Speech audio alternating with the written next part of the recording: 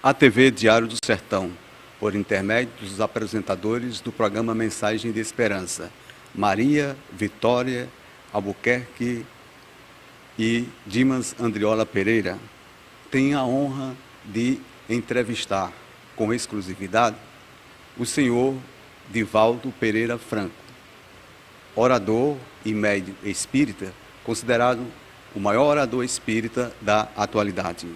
A entrevista é em decorrência da presença de Divaldo Franco na cidade de Cajazeiras, Paraíba, oportunidade em que ele irá proferir uma palestra intitulada Jesus e o Desafio, na Associação Atlético Banco do Brasil.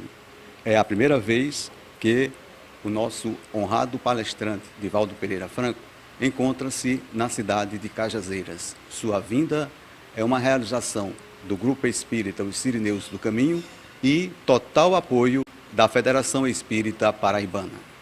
Vamos então à entrevista, começando por Maria Vitória. Senhor Divaldo, o senhor irá proferir hoje uma palestra sobre o tema Jesus e o Desafio. O senhor poderia fazer um preâmbulo sobre esse tema? Naturalmente, viver é um grande desafio. Aliás, o mais profundo desafio. E todas aquelas ocorrências que nos sucedem no cotidiano, quando estamos diante da figura do Cristo, tornam-se verdadeiros desafios. Estamos em um mundo quase que totalmente materialista. As nossas buscas, as nossas ansiedades, têm sempre o fundamento hedonista, o fundamento do prazer. E isso, diante do Cristo que prega a mansidão, a renúncia, a abnegação e a humildade, constitui o grande desafio. E aquele que não for capaz de renunciar-se a si mesmo, tomar a sua cruz e seguir-me, não será digno de mim.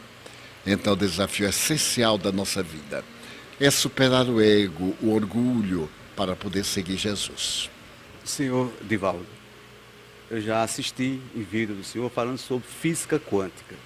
Então eu pergunto, que contribuições podemos esperar da física quântica no sentido de desvendar o mundo espiritual? As mais valiosas, porque através da física, hoje chamada fantasmagórica, na expressão de Albert Einstein, nós podemos perceber que estamos diante do mundo de energia. E chegamos agora a uma conquista ainda mais preciosa. O universo é feito de bolhas de universos. Por isso mesmo ele é de uma multiplicidade infinita. E foi a física quântica que penetrou no átomo.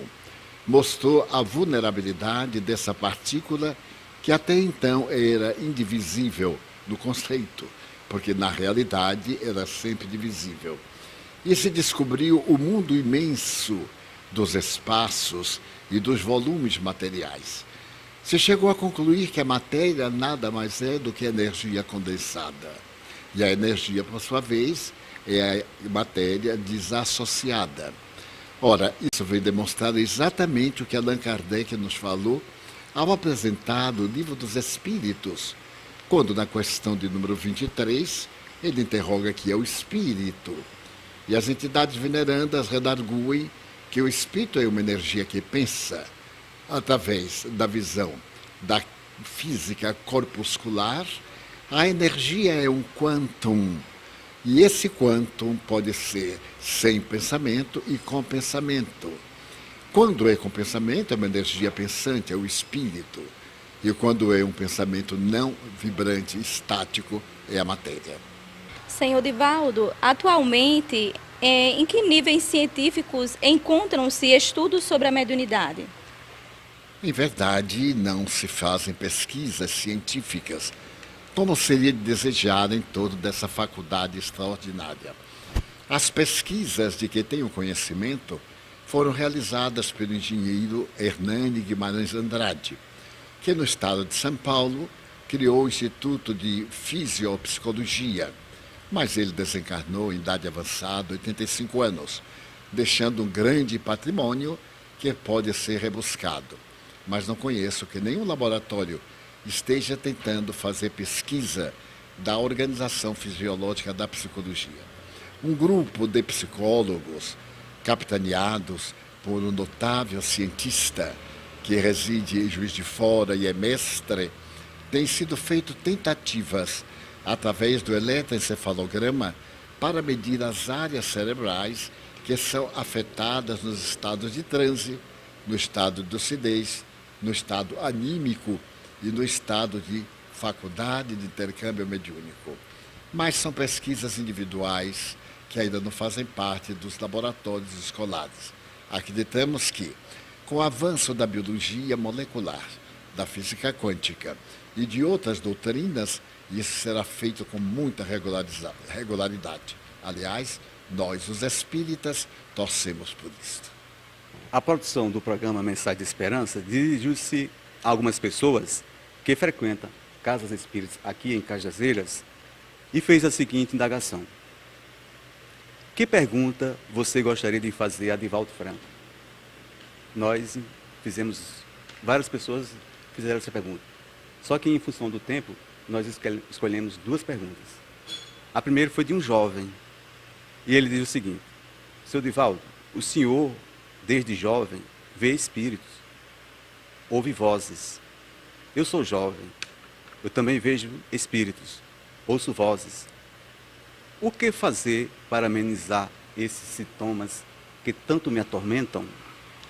Diríamos não amenizar, mas para aprimorar e colocar sob o comando. A mediunidade é uma faculdade espontânea, independe do nosso querer. Da mesma forma que a memória, a inteligência, as aptidões culturais e artísticas brota, e ao brotar desordenadamente causa mal-estar, alguns danos. Mas se nós conseguirmos direcionar a faculdade mediúnica, ela fica sob nosso controle. Allan Kardec, aliás, no Livro dos Médiuns, que é o maior compêndio em torno dessa peculiar faculdade, ensina-nos todos os passos de orientação. Primeiro passo, frequentar uma sociedade espírita, porque ali se conhece a fisiologia da mediunidade, a psicologia do médium e a ética moral que deve servir de base para a conduta do médium, a fim de que ele atraia os espíritos nobres. Direi a este jovem que ele procure ler primeiro o Livro dos Espíritos, para saber que nós vivemos no universo espiritual, num campo de energia de vida, universo vibrante. Tudo aquilo que nos parece morto está numa movimentação que ultrapassa o nosso próprio pensamento. Por exemplo, um átomo. Ele é constituído de imediato 3 partículas. O próton, na sua velocidade, chega a 70 mil quilômetros por segundo, em torno do nêutron. Então ele gira circularmente com tal velocidade que desaparece. Dessa forma, o Livro dos Espíritos nos vai orientar que existe vida depois da vida orgânica e que nós poderemos entrar em contato com essa vida orgânica, porque dispomos de uma aparelhagem nervosa, glandular, as chamadas glândulas de secreção endócrinas e mista, como o fígado, que se encarregam de decodificar essas vibrações como um pendrive, de guardar aquelas todas as informações em pequeninas peças. Nós poderemos, através do pensamento, das boas ações, fazer que a nossa faculdade, essas células, captem, transmitam, recebam e tornem memórias do passado como memórias para o futuro. Eu queria fazer a segunda. É de uma senhora. Ela frequenta há muito tempo a casa espírita. Então ela pergunta o seguinte: muitos acontecimentos que estão sendo divulgados na imprensa são capazes de desequilibrar nossa estrutura emocional. Por exemplo, corrupção na política, feminicídio, incêndios nas matas, tornados, aumento do número de suicídio, entre outros. Estamos vivenciando o apocalipse? Não, estamos num período de transição para um mundo melhor. Esse mundo de transição está anunciado por Allan Kardec, no seu último livro, que foi publicado em 1868. Nós então poderemos ver que as informações dos espíritos é que a Terra vai melhorar. Aliás, está melhorando, porque as convulsões do passado já não ocorrem hoje com a mesma frequência. E a tendência é uma mudança cada dia melhor para melhor, no sentido de progressão e de desenvolvimento de natureza intelecto-moral. Naturalmente, a má imprensa compraz-se sempre nas notícias de choque. Certa feita, eu me dei ao cuidado de ouvir e acompanhar um telejornal internacional. E fiquei surpreso de ver que não houve uma notícia favorável. Então eu me perguntei, não é possível que no mundo de 7 bilhões e 250 milhões de pessoas na época não haja acontecido uma coisa boa?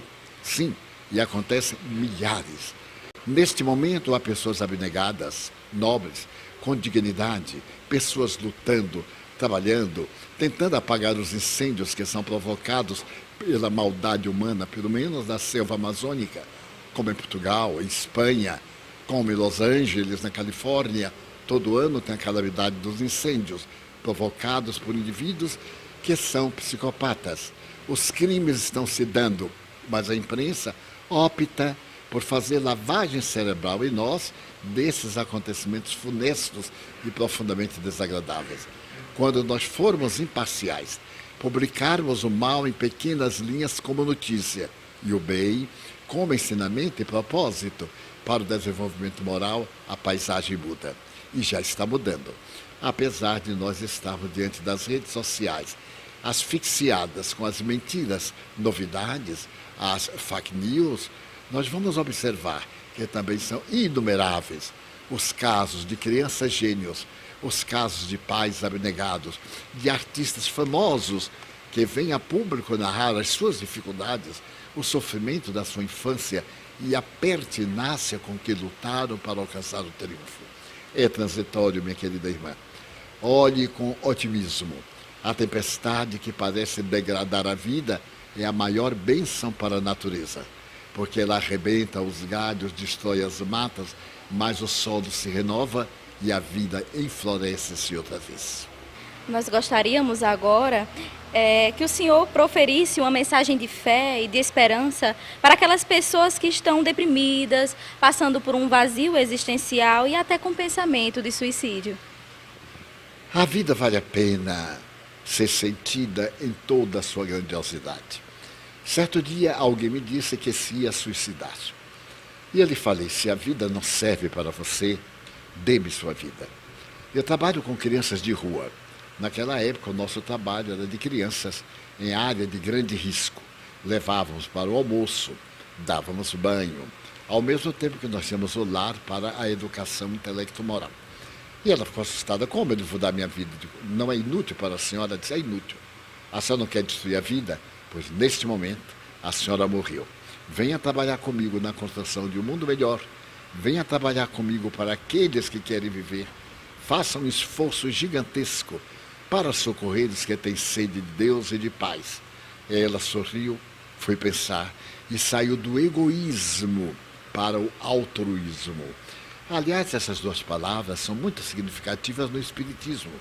Allan Kardec, o grande mestre que nos fez a codificação, que organizou o pensamento espírita, teve a coragem de dizer que a maior chaga da humanidade é o egoísmo, o eu. E a grande bênção que se opõe ao egoísmo é o altruísmo, pensar no próximo. Quando nós pensamos além do nosso círculo, nós temos estímulo e objetivo para viver. A vida se delineia. Então, se a vida para você não tem sentido, ame. Porque pensar no suicídio é um egoísmo terrível. Se o problema lhe afeta, você não tem o direito de afetar os seus familiares que lhe amam. Aqueles que se devotam porque você foge, mas eles ficam amargurados. Você não resolve o problema, porque ninguém morre. Transfere. Então, transforme a sua dor em bênção para salvar outras vidas. E você terá conseguido encontrar um objetivo existencial. E desta maneira, você será tão útil que o mundo bendirá o seu nome e você desfrutará de paz. Mas eu diria que vale a pena amar. O amor é essencial na nossa vida. Ame a floresta, ame a natureza, ame o entardecer. Procure ver como é que nasce o dia, a glória do amanhecer. as tintas derramadas pelas leis naturais nos fenômenos do claro sol e da treva noite. E você verá que Deus é o maior artista que faz a natureza grandes cromos. Mas se você não tem tendência, ame os animais. Estamos vendo a era pet, a era dos animais. É tão comovedor, aliás, com algum exagero, porque enquanto o animal usa um colar de pérolas, crianças morrem aos milhares no Brasil, aqui, na sua cidade, onde quer que você viva, a fome, a degradação moral, o desinteresse pelos valores humanos. Então, ame. E através do amor, você entrará neste circuito notável do amor de Deus e repetirá a frase dos anjos: glória a Deus nas alturas, paz na terra aos homens de boa vontade. Divaldo Pereira Franco, é a primeira vez que o senhor vem à cidade de Cajazeiras, na Paraíba, que fica a uma distância de 480 quilômetros da capital João Pessoa, não é isso? Sim. E vem nessa época muito quente, tá? E Cajazeiras é conhecida como a terra do Padre Rolim. Por quê? Porque foi fundada por um padre, Padre Inácio de Souza Rolim. Gostaria que o senhor fizesse algum comentário a esse respeito. Esses indivíduos, o Padre Rolim, o Arco Verde, o grande pai de Juazeiro do Norte, são missionários de Deus.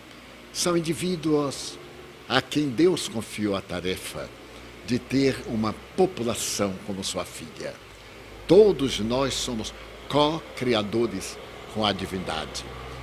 Hoje mesmo falavam-me a respeito do Padre Rolim, uma figura que se caracterizou pela nobreza, pela potência das suas forças magnéticas e, acima de tudo, por haver sido o grande orientador desse homem místico que tanto fala nessas terras sertanejas e em todo o Brasil, que é o Padre Santo de Juazeiro do Norte. Então me recordo também das figuras incomparáveis de São João Bosco, aquele que transformou a sua casa em um lar de crianças desvalidas à noite. E por que esquecer Anchieta, Manuel da Nóbrega, que foram os grandes construtores de São Paulo? Eles saem das praias de Santos, sobem a montanha e lá de cima eles contemplam a visão do futuro na maior cidade da América Latina. São, portanto, missionários de Deus. E eu me ufano a respeito do Padre Rolim, que foi o missionário que tanto construiu a cidade, como educou o seu povo, para que Cajazeiras se tornasse a cidade do saber. Como era muito comum ouvir e vermos que em cada estado, cada país, havia uma cidade culta, que eram as verdadeiras Atenas do povo brasileiro. O senhor citou, além do Padre Rolim, outros padres. Que tal agora o senhor também falar sobre uma freira, Joana de Ângeles? A Sor Juana Inês de la Cruz, do México, reencarna-se no Brasil, na condição da Mártir da Independência da Bahia, Sor Joana Angélica de Jesus. Ela é uma construtora de almas, porque tem vivido religiosamente desde o século XI, o século XII. E neste momento ela é uma grande monitora, uma agente de almas e de vidas, construindo um mundo melhor em favor de uma humanidade mais feliz. Muito bem. Eu pedi para falar sobre Joana de Ângeles porque ela é a guia espiritual do senhor, não é isso? Senhor Divaldo, qual é o caminho capaz de nos fazer alcançar a plenitude? Allan Kardec fez uma pergunta semelhante. Está no Livro dos Espíritos, é o número 919. Qual o método mais prático e eficaz para se ser feliz neste mundo e superar as más inclinações? E os Espíritos responderam: um sábio da antiguidade já vos disse, que foi Sócrates: conhece-te a ti mesmo. Ao invés de fazermos uma viagem para conhecer o mundo, fazemos uma viagem para dentro, para conhecermos as nossas debilidades, as nossas aspirações, as possibilidades imensas. Então, a melhor maneira de nós realizarmos esta vitória é a conquista das nossas paixões e a vitória sobre as nossas más inclinações. Nós gostaríamos agora que o senhor discorresse sobre temas que têm sido motivo de controvérsia em diferentes campos do pensamento, inclusive no religioso. Eu anuncio o tema e o senhor emite a sua opinião com base na doutrina espírita. Pode ser? Então começamos por mudança de sexo. Essa questão do gênero opõe-se totalmente à doutrina espírita. Nas questões de número 200, 201, 202, Allan Kardec já se preocupava com isto. Eu quero me referir que estamos no ano de 1855, quando ele pergunta a questão do gênero, da sexualidade. E os espíritos dizem que o sexo é um departamento com uma finalidade objetiva, procriar, perpetuar a espécie, e que os espíritos não têm, de maneira nenhuma, eles não têm sexo. O sexo é um instrumento momentâneo para a reprodução. Então, nós deveremos respeitar o sexo e não esperar que essa questão do gênero seja parte da educação pedagógica, que metade do mundo vem recusando. Nós, os espíritas, sabemos que cada qual nasce com um sexo, com uma positividade. O grande psicólogo, psiquiatra Carl Gustav Jung fala sobre as duas manifestações da psique, o ânimos masculino, a ânima feminino. Dessa forma, essa questão do gênero para nós é uma novidade que não tem fundamentos biológicos e que violentam, sobretudo, a vida da pessoa quando nós impomos a aptidão de cada qual ser o sexo que quer e não a conduta no sexo que tem. Um outro tema, engenharia genética. Nós poderíamos sim trabalhar os genes, como já foram muito bem demonstrados. Ainda me recordo de um trabalho feito na Inglaterra a respeito de se conceber um animal, mas ele foi deformado, teve uma vida muito breve. Essa engenharia de natureza humana é uma aventura macabra. Ainda não temos condições éticas, desde a decodificação do genoma humano, para nos envolvermos na criação. E, naturalmente, pretender gerar indivíduos que são verdadeiras monstruosidades, aberrações, porque elas fogem aos padrões da divindade e vão cair exatamente nas experiências pessoais de cada um. Outro tema, transplantes de órgãos. Sim, o transplante de órgãos é abençoado. Eles já nos servem para alguém e salvam vidas. Tudo aquilo que possa ser aplicado em benefício da vida, diz Allan Kardec, deve ser utilizado. O transplante de órgãos, segundo a minha observação, teve as suas primeiras experiências na década de 50, numa cidade da Itália, quando uma família americana perdeu pela morte o seu filho, que foi atacado de uma grande dor de cabeça. E os pais desejaram transferir grande parte da sua vida para salvar outras vidas. O Congresso italiano foi convocado de emergência meia-noite para que fossem transplantadas as córneas e várias outras partes deste jovem que salvou 3 vidas com a doação. É perfeitamente ético, legal e moral. O último tema, eutanásia. A eutanásia nem se pode imaginar. É um crime e muito debatido na história da medicina no passado. Periodicamente, ela recebe um apoio legal. Periodicamente, ela é combatida tenazmente. Porque a eutanásia é um assassinato. Ninguém tem o direito de interromper a vida de outrem a pretexto de dar uma vida melhor, uma morte mais digna. Como mais digna?